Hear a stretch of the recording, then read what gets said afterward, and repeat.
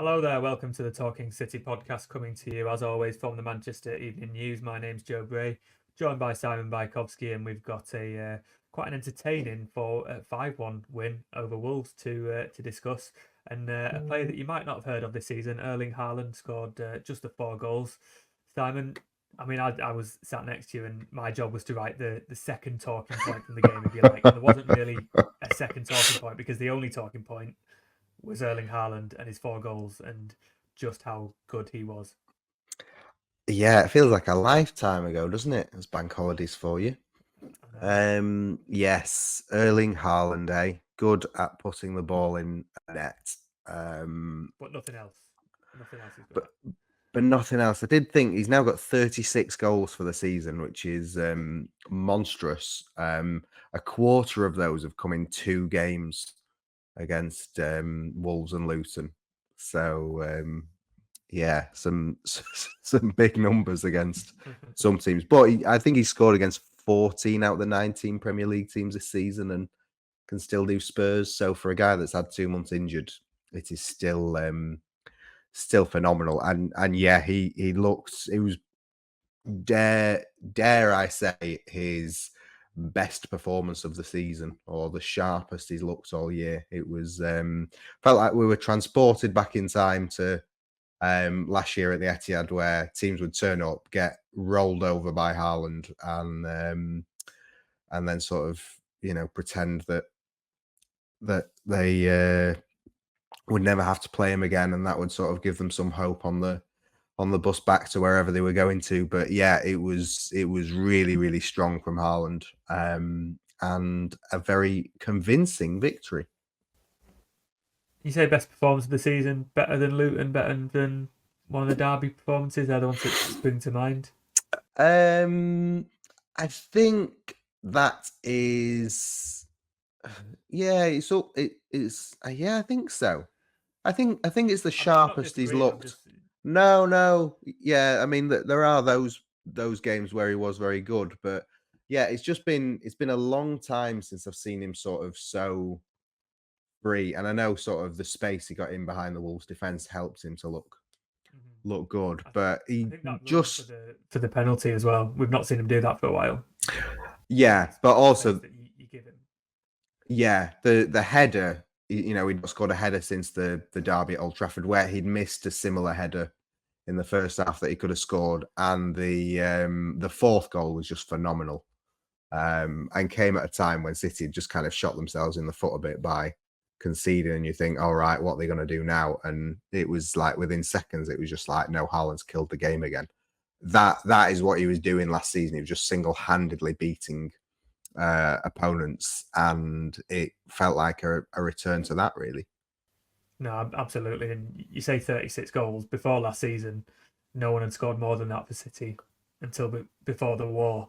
And if it's one of them, if we were talking like if this was his first season, it would be incredible. But because he did so well last season, it feels like he's sort of gone under the radar, which feels odd for someone who scored 36 goals and 25 in the league. But yeah, I don't know. I mean, we saw that Phil Foden won the Football Writers Award. Erling Haaland didn't get a single vote, which is No, ridiculous when which you does put it. make sense, in the sense that if I can think of 3 or 4 City players that you would vote Yeah, for ahead of him. I think at least 3 players got votes ahead of him. But yeah, at the same time, it is factually ludicrous that someone who scored 36 goals and has can be so devastating has got 0 votes at a time when John McGinn, Ross Barkley, and Diogo Dalot have all been given votes. Who quite, I don't know, were they watching at Selhurst last night thinking, yeah, Dallow's still player of the season for me? I It, mean, some City fans may agree. They might have Casemiro down as a maybe someone with a sense of humor picked that out, yeah. But yeah, he got 52 goals last season, did he, Haaland? And 36 with 4 games to go. If he can break 40, it would be again just out of this world, given given he was injured for 2 months and then has had a lot of issues since, like with coming back from that injury. So that's why Wolves felt are so different. And Forest as well. He looked good at Forest, but Forest was the first time in a while where it felt like he was like running freely.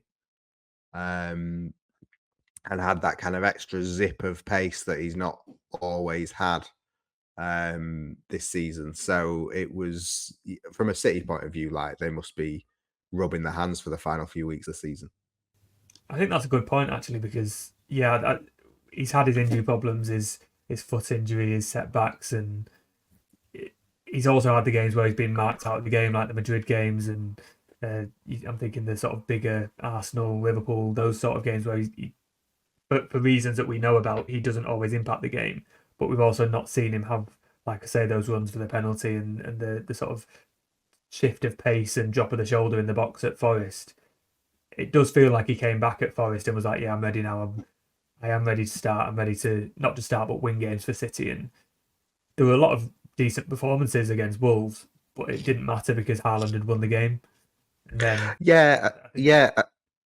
it kind of said it all with the Real Madrid game when he came off after 90 minutes, where you sort of thought, well, he must be injured because you wouldn't be taking him off with 30 minutes to go if he wasn't fully fit. But at the same time, there was that kind of little thing in that sort of thought, well, maybe is he injured? And that doubt, there was an argument for it, wasn't there?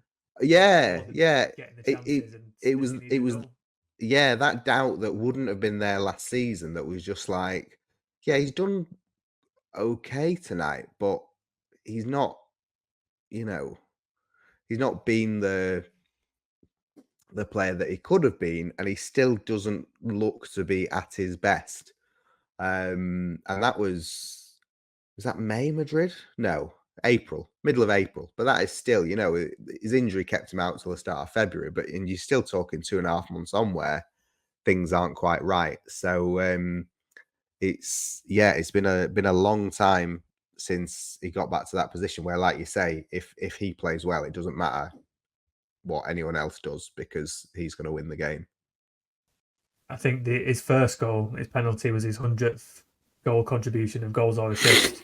Very quickly went to 103, but it's a goal or assist every 73 minutes now for Haaland, which is just incredible over 2 seasons, considering he's not even played 100 games and he's had a hand in 100 goals. It feels like it's like you said, it's the Haaland that we were talking about this time last season, but we've had a few months where he's completely been off the radar. Foden's been the one that's been winning the games, and yeah, Haaland's not really been there. And I feel like he's back now, and these last 4 games, he's ready to show what maybe he couldn't do at the end of last season, which was impact those big games in the run-ins in the final. But he potentially also making up for lost time in those 2 months where he was off, and wants to add a few goals to that tally. He then followed that up, his performance, with a bit of a cutting remark to Roy Keane, saying he doesn't care about what that man has to say. And Roy Keane responded by calling him a spoiled brat for his sort of disagreement with Guardiola as he came off. It turns out it was about referees and the fouls he wasn't getting, but it was weird from Keane. Did you not think? It felt like he had nothing else to say, so resorted to that. Like This guy scored 4 goals. I can't criticize him any other way, so I'll have a go at him for wanting to stay on and score more goals. Like I thought I thought the League Two comment was over the top and would come back to bite him because it would be reduced down to League Two. And when Haaland inevitably scores 4 goals in a game, you look daft, and scores like 50 goals in a season, 40 goals in a season, you look daft. But like, there is a point to be made about his overall contribution and his build-up play and his role in big games. But like, that sort of, to me, stuck like with what we know like as Keane the pundit, who is generally one of the better ones when it comes to City. And then quite glib and cutting from Haaland, say, I don't care what that man has to say.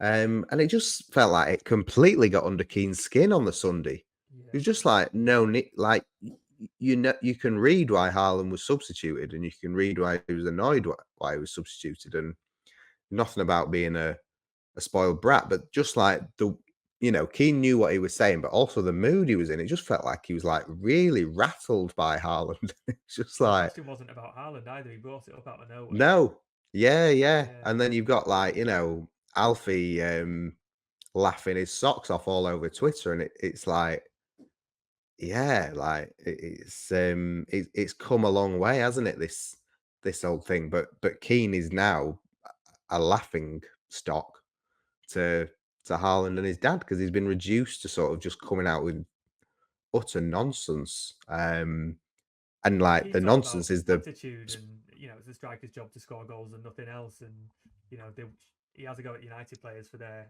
sort of not wanting to be there all the time. If he presumably hasn't read the reasons for Haaland being annoyed when he comes off, but if he yeah, thinks that Haaland is not happy that he's not had a chance to score more than 4 goals, surely that backs up what he's been saying for years on Sky. yeah, It just, yeah. I mean, obviously it is a personal thing between the Haaland family and Keane, but it felt, I don't know, yes. But I would say up until now, you wouldn't have been able to point to that. You wouldn't have been able to say, Yeah. "Oh, he's said that because of anything personal between the family." But like Sunday was just weird. Like there was no reason to bring it up, and there was no reason to say what he said, and what he said didn't actually make sense. So it was just like, yeah, Haaland has clearly got under your skin. I also thought that Keane's criticism is that Haaland doesn't do anything in the build-up. Sky were tweeting a touch map of Haaland of how effective he was against Wolves, which is mad considering they've spent 18 months saying does he touch the ball enough? And Match of the Yeah, Day did a whole segment on his sort of coming deep and laying it off and doing the runs and before even getting into the goals. So it's noticeable. It's easy to say he doesn't contribute to the game. We know he does. He has improved a lot over the 2 years that he's been at City, but when sort of focusing on that as well. and also I don't think you should ever like Pep is always going to defend his players, or usually going to defend his players in public, but like he said it a few times over the years, and it's like, I know what it's supposed to look like, and none of you do. And this isn't like it's not a you've not played the game, so you can't comment. It's I know the specific instructions that I've sent my players out to do, and I've not told you because why would I? So when we are looking at a game and thinking, oh, why is such and such not doing that? Why is such and such doing that? Like the generally Guardiola will know why, and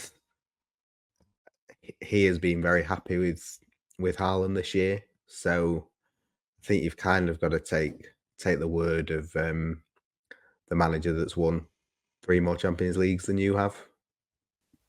I think it might be Nathan Ake who was asked about Haaland's play and his goals, and he first of all said he did so much for the team, coming deep and helping the midfield as well. So it's not going unnoticed by his teammates. And if those defenders have that ball to Haaland, they can play.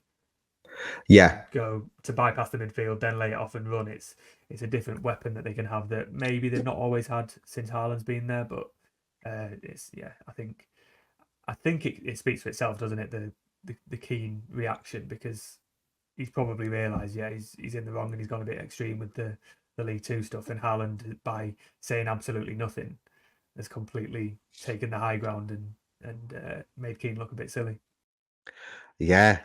Don't back down, double down from Roy Keane there, and yeah, he's kind of just felt a bit awkward. It was like, I think you can tell by his yeah, reactions. Like, what do you say? Like, it's yeah.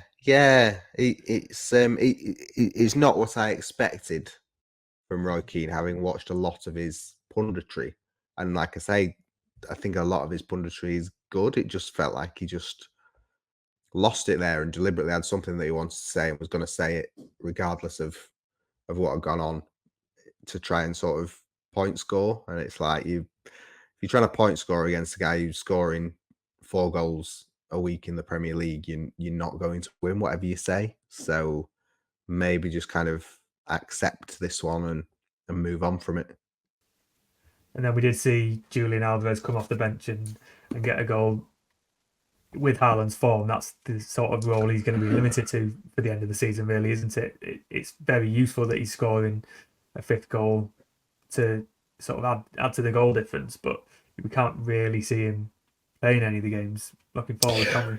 No, you can't. Although it was Fulham last year where he played together with Haaland and De Bruyne, and Guardiola was kind of like, "Look, this guy's so good that I've got to get him in my team with these two, regardless." So it was a very good cameo. Yeah, it was the difference from actually getting a note in the player ratings to just being like, came on with not enough time to go. Was that scored a goal by any chance? I think I was more effusive with my praise for him than that. He was, yeah, it was good, and those are the things that you need to be doing if you are in that role, because that's the way that your role is gonna expand. Because if you come on the end of for 10 minutes at the end of each game and always score a goal, then you're gonna be saying, "Well, put me on for 20, put me on for 30, put me on for 90, and see what I can do." Yeah, I think it was his 10th league goal of the season. So he's kind of, he has slipped down behind Haaland again now that Haaland's back. But like, he's had a very good season still. I don't think that should get sort of forgotten if Haaland does go on to sort of take everyone by storm for the last 5 games. It's tricky. We always say it, don't we? He's behind. He's second choice at number 10 and second choice at number 9 because of who is in front of him. But there is a very good player there, and maybe he went sort of his level dropped a little bit a couple of months ago when probably the games caught up with him. But I always go back to the fact that he's not really had a rest in about 3 years of football, and probably isn't going to get a rest for another year or two, just because he plays so much for Argentina and City as well. Yeah, we'll be back after a short break to discuss the starting lineup against Wolves, and does anyone else get into it when Pep Guardiola is choosing his strongest lineup for those final 4 games of the season?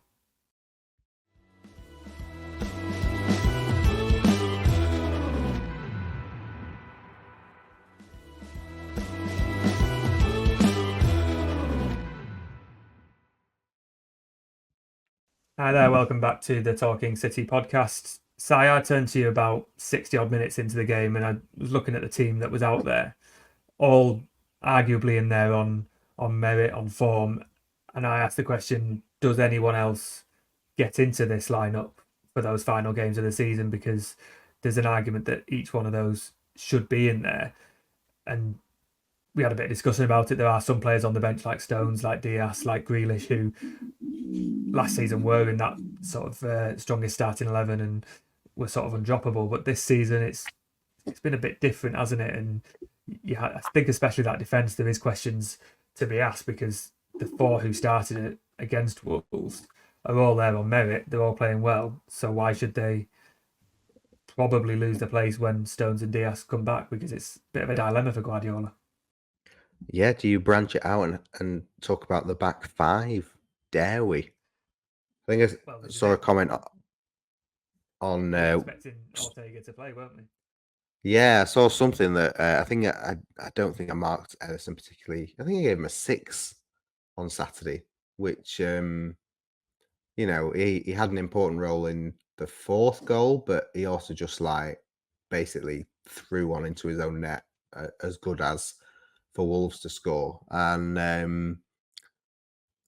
And someone replied and was like, "Oh, you've made it clear that Ortega should be number 1. You think so? That's why you're marking Ederson down." I was sort of like, "Well, no, it's just like he was rubbish against Forest, and then he's like gifted Wolves a goal." Like I feel like I've been sort of champion Ederson more than most, and usually sort of give him more for his distribution than sort of I take away for anything he's not been great at the other end. But it does feel like, I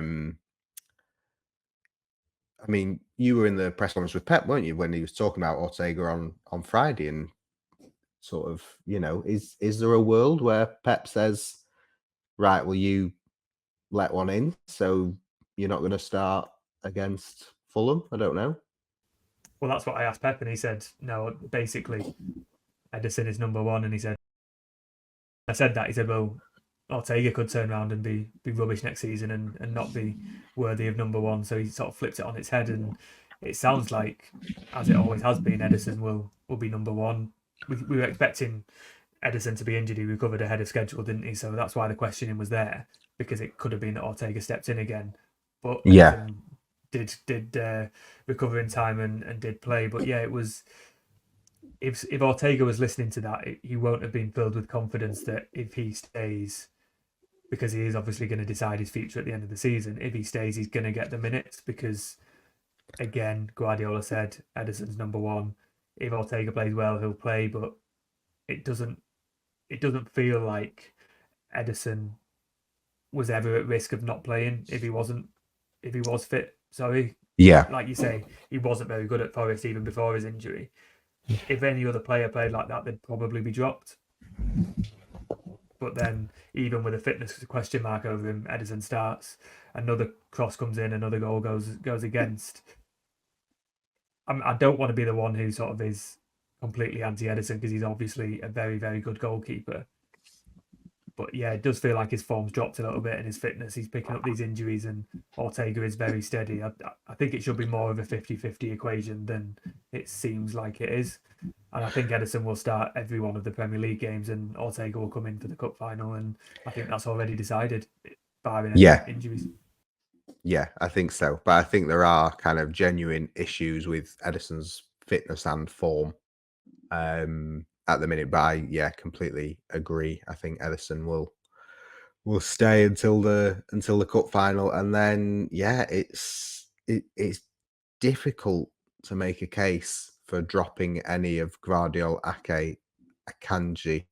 It's easier to make a case for dropping Walker, but Walker is captain this season, and he plays such a key role on that right hand side, which I change the system if Akanji or Stones play there. Yeah, so it's hard. I mean, I think there will be the rotation will come between Fulham and Tottenham. Mm-hmm.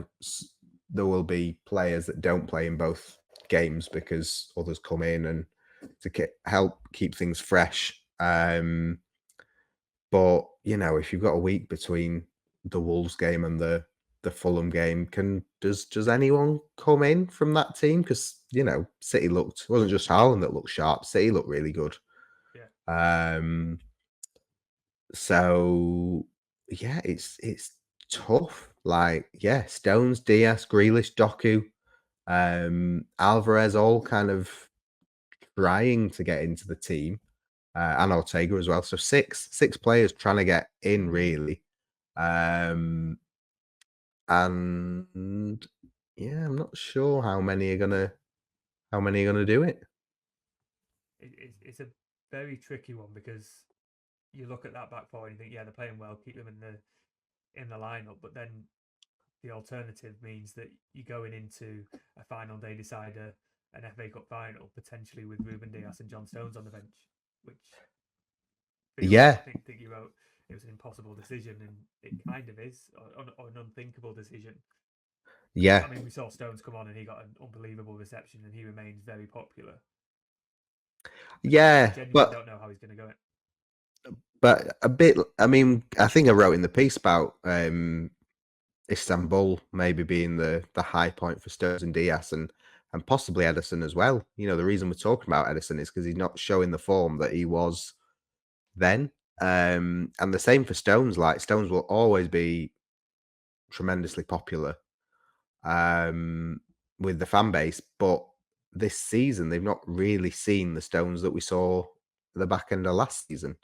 And even recently, like he started the FA Cup semi against Chelsea, didn't he? And then was brought off at half time after just having a really poor half. I mean, City weren't great generally, but he was poor and felt something again. And it's been two stop starts. So do you think, is it worth bringing him back in because of the player that he can be? at the expense of an Ake or an Akanji that, you don't have to have any question marks about their performance. No, I agree and disagree because it's such a difficult one because, as I've said, I would never have thought we'd be in a situation where you're looking at sort of 4 must-win games where you Yeah. wouldn't go in with those two. But I think Diaz as well, he's not really been in the side. He's obviously had his illness, and I wonder if there's any sort of fitness issues going on. He's played a lot of football, but I think the Saturday's game was the 17th game out of 19 that Akanji has started, which is about 5 more than any other defender. And obviously there are injuries in there as well, but Akanji, as we discussed in a podcast recently, is moving into undroppable territory, whether it's right back or centre back. I think the one to drop out will be one of Ake and Gvardiol. I think he will bring back probably Diaz Yeah. for these big games. I know he praised Gvardiol, didn't he? And I don't know whether you'd go for experience of Ake rather over the sort of good form of Gvardiol and basically tell Gvardiol that he's going to be in the squad for the next few years and just bide your time. I don't know, but on form, it's hard to say to Gvardiol, he's scoring goals, you're playing well, you're defending well. Yeah. Later. Yeah, I think Stones and Diaz and Grealish will play at least one game out of the remaining 3 league games, but I couldn't tell you which one. I think Doku and Alvarez might have to be content with super sub appearances. Guardiola's spoken about Doku's extra sort of newfound ability as a super sub, and sort of mentioned him again on Saturday about how good he was when he came off the bench. And yeah, Ortega's probably going to wait to the FA Cup final. So I think the team is pretty settled.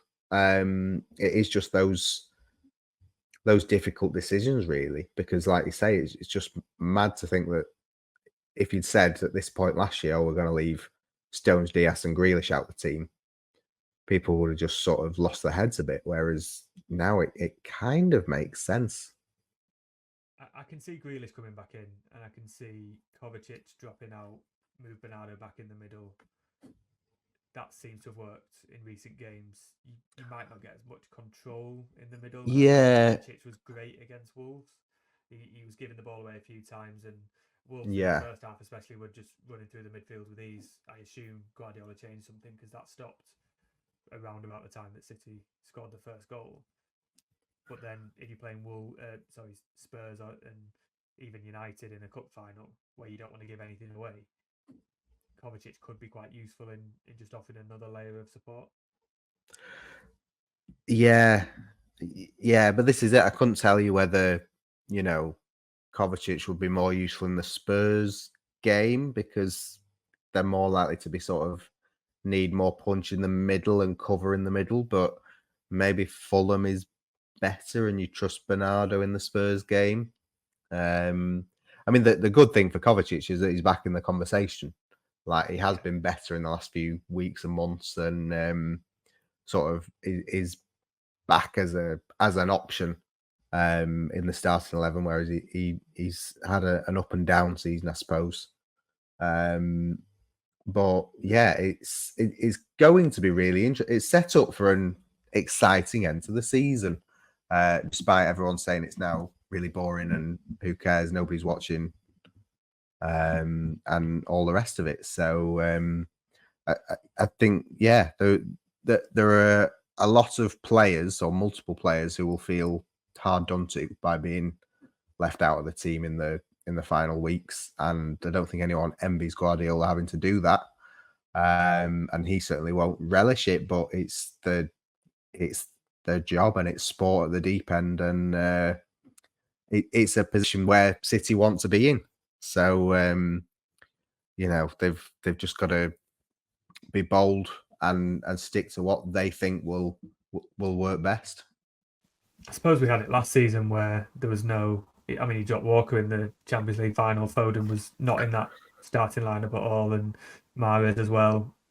felt he had to leave because he couldn't break in there. And these are really, really good players, but you can only put 11 in there. And throughout the season, you can rotate and you can keep players happy to an extent. But when it comes to the finals and the running and the games where everyone wants to, you can't please everyone. And I think Foden is an example where he's been through that last season and he's done what he's needed to do in the early stage of the current season to make sure that he is a sort of a first name on the team sheet type of player now. But that means that players like Grealish no longer are because they've not, for various reasons, reached the standard of last season. So yeah, like you say, Guardiola has a lot to think about, and we will come back to a little bit of that discussion of who plays against Fulham and Spurs, but we'll also look ahead to just another big week in the title race. And can City rely on an unreliable favour from United?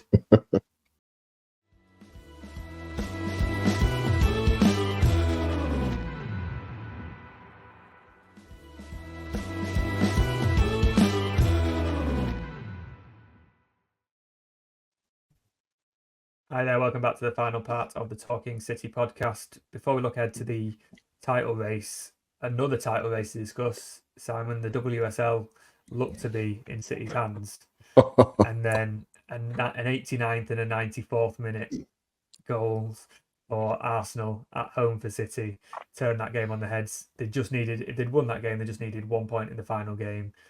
Now they need to win and better Chelsea's results in terms of goal difference, because even after that they had 7 goals ahead of Chelsea in the title race, and then Chelsea went and won 8-0. Not a great day for City, but it sort of reminds both men's and women's teams that everything can change in the space of 5 minutes. Guardiola keeps saying nothing's guaranteed, and if Liverpool can lose 2 or 3 games in a row, so can City. The way that Sunday worked out in the WSL, and then you're not going to see an 8-0 probably in the Premier League, but I felt like a wake-up call. Yeah, it felt like back to the 2014 men's title race, that day when Gerrard slipped and then City won at Palace. It was like huge, hugely galling if you're a City fan. And yeah, they've gone from a position of sort of supreme confidence, where they've been on this amazing run and they've been sort of battering in the goals to put them ahead on goal difference. And yeah, lost Bunny Shaw to injury, but that didn't matter. Oh, we'll score 4, we'll score 5. And we'll be 1-0 up against Arsenal at home with 2 minutes to go. And then it was kind of galling enough to concede an equaliser, but then to let in the winner. And then to watch Chelsea win 8-0. There will be a lot of sick people that night at City were just absolutely bereft at what happened. So it's big for them. I think they're at Aston Villa on the final day, and Chelsea have got Spurs and then United. Yeah, at Old Trafford. So United could win 2 games at Old Trafford and give City 2 very useful results in 2 title races, or maybe not. Maybe the women will have a better chance against Chelsea women rather than the men against Arsenal. Yeah. Well, it's in, and then Chelsea women aiming for the perfect farewell for Emma Hayes as well, or not perfect because it would have been a quadruple, but to send her off with a trophy at least. And yeah, it was looking very positive for the women's team, and now it is out of their hands. So there's not that much they can do. They just have to go and thrash Aston Villa and hope it's enough. Whereas for Guardiola and his side, it is still in their hands, even if they do have one more game to navigate than Arsenal do. But yeah, it all comes down to the final week, which again is pretty remarkable. I asked Opta how many days each team have been top of the table, and I think City are ahead by 1. But if there aren't any slip-ups, by the final day, then it will have both been they'll both have been top for the same number of days, which is a lower figure than the days Liverpool have been top. So it's been a hell of a season, really. I just think that the similarities between the men's and the women's final week, I think Chelsea are away at Tottenham, City are away at Tottenham, but Yeah, United have these 2 games at Old Trafford that could help their own with cause. with But with under pressure managers. very true, yeah. Do you know there's a piece in this somewhere? I'll get But right yeah, on it. In terms of City's week, Fulham away, not easy, but the easier of the 2 trips to London against Tottenham.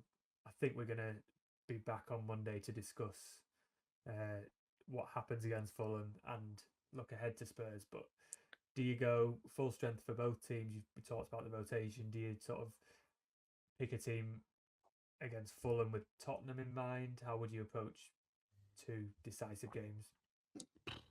I think they've got the squad that they can make a few changes between games and still have very, very strong teams to be And able we'll to have 2 get weeks off as well. what they need. Yeah, yeah, exactly that. Well, like I sort of laughed on Saturday because Pep made 5 subs and none of them was Rodri, and it's like, Rodri ever get a rest? But he's had a rest because he's had 7 days to prepare for a game rather than 3. I just think they're so late in this season that if you said to him, look, you've got to go and win at Fulham and then you've got to go and win at Spurs a few days later and then you've got to come back and beat West Ham, they'd go, yeah, we'll do that. Like the mentality of the players is absolutely phenomenal, and their eyes will be lighting up at the fact that there's really not many games to go, and if they can get these two trips out of the way, then there will be it's they're pretty much there, because they've not lost at home all season, so they just need to get those wins. I think there's obviously the Tottenham Hotspur Stadium thing, which I'm sure we'll discuss more next week. But it's at the end of the day, City are a better team than Fulham. They're a better team than Tottenham, and they've got more to play for than either Fulham or Tottenham have. So I think it they will help them. should. They've won in the cup, but also they just have to win. It's not a case of, it's a February game or a October, November game where that's the main talking point. The main thing, the only thing that they have to focus on is winning, not what they've done in the past.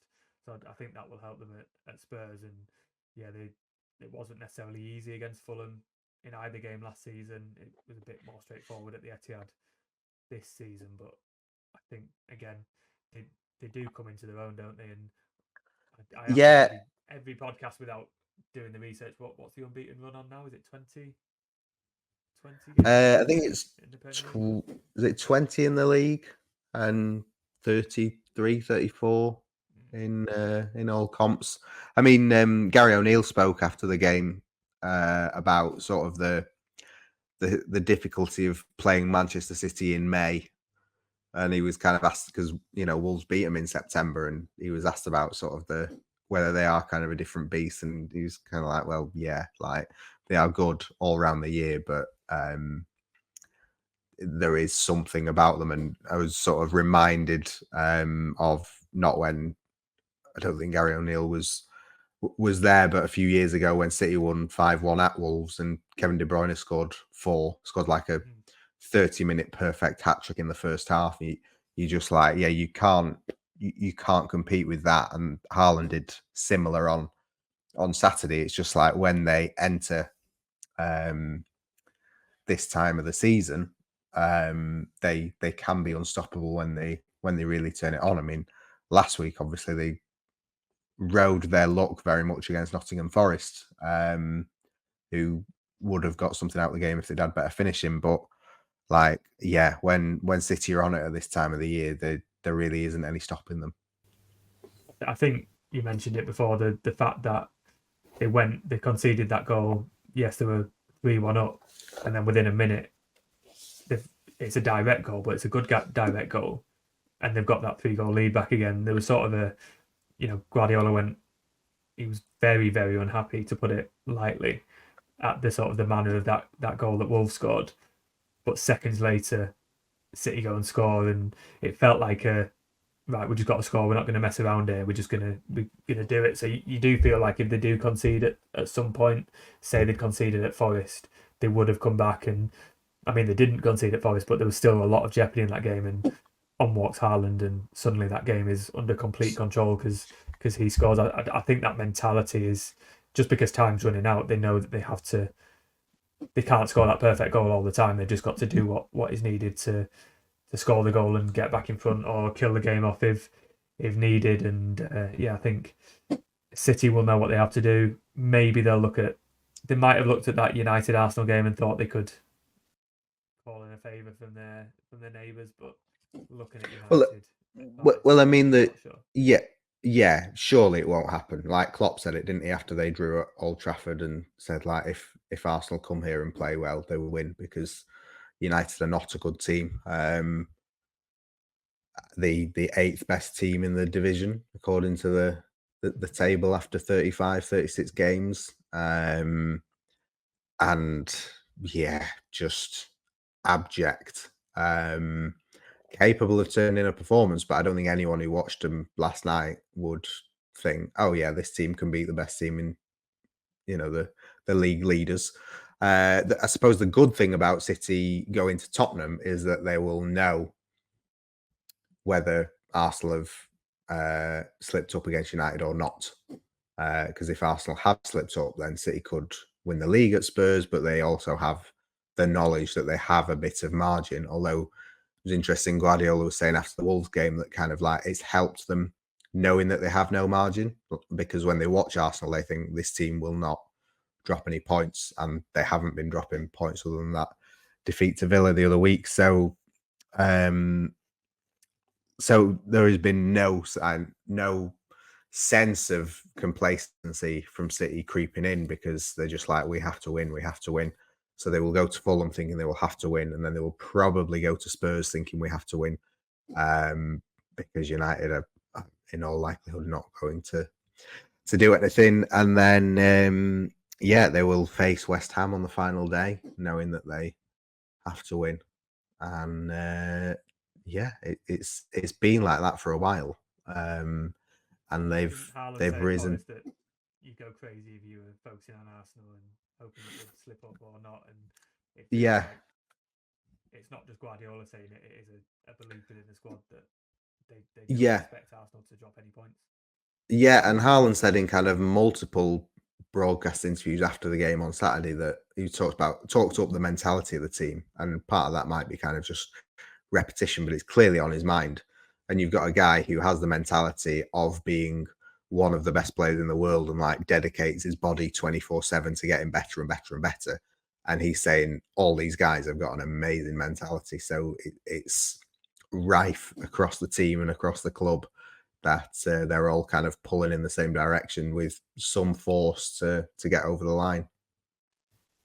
Yeah, I think it's, as ever, it will be another interesting week, and as the women's title race shown, it can all change. However much we can say, this is going to happen and everyone's going to win the games, doesn't always happen.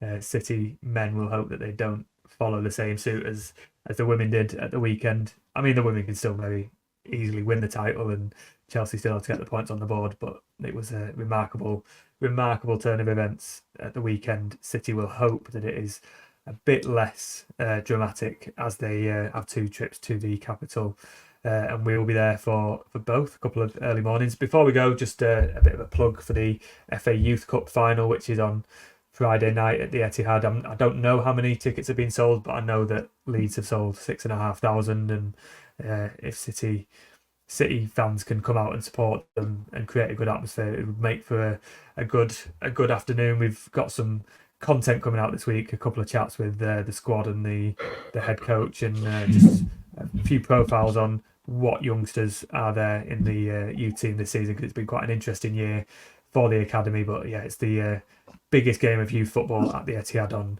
Friday night, and then Saturday lunchtime will be in the capital for City Fulham. It's going to be I mean, I'm having no sleep. Short turnaround for you. I know. Who arranged that 6:30 train on Saturday morning? I feel like I Uh, stop complaining about the 12:30 kickoffs.